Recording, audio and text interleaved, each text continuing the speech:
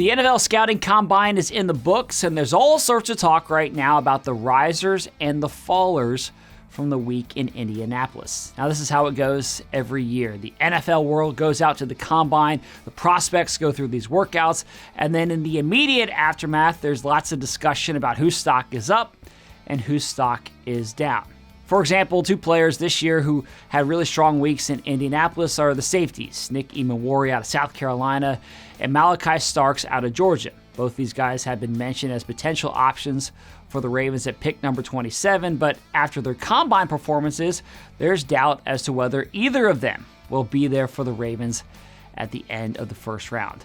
But when you take a step back and really look at this, the question in my mind is how much does the Combine really change the draft board? I don't think the Ravens are going through things today and blowing up what they had previously based on what they saw from the week in Indianapolis. The Ravens are a team that use the Combine as a piece of the equation, not the entire evaluation. And that is something that I think is important to remember right now as we're all talking about how the Combine is going to affect the draft. The biggest changes are coaches, like I said, they're going to be immersed in the process starting now.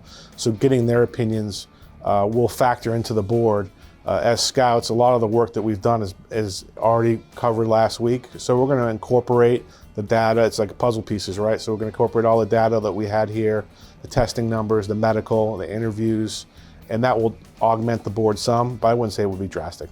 So out of curiosity, I went back to last year and looked at some of the articles talking about the risers and the fallers from the Combine. One player who was mentioned as somebody who really helped his case at the Combine was offensive tackle Roger Rosengarten. Of course, the Ravens ended up drafting him, but it was at the end of the second round. Now, maybe the Combine helped his performance and moved him up the board, but my point here is that the Ravens were still able to get him in the end of the second round. So even as we're talking about Combine performances helping guys and flying up boards or other players who really hurt their stock during the workouts in Indianapolis, I don't think you should get carried away in talking about how that is ultimately going to affect the way that the Ravens and other teams draft around the league.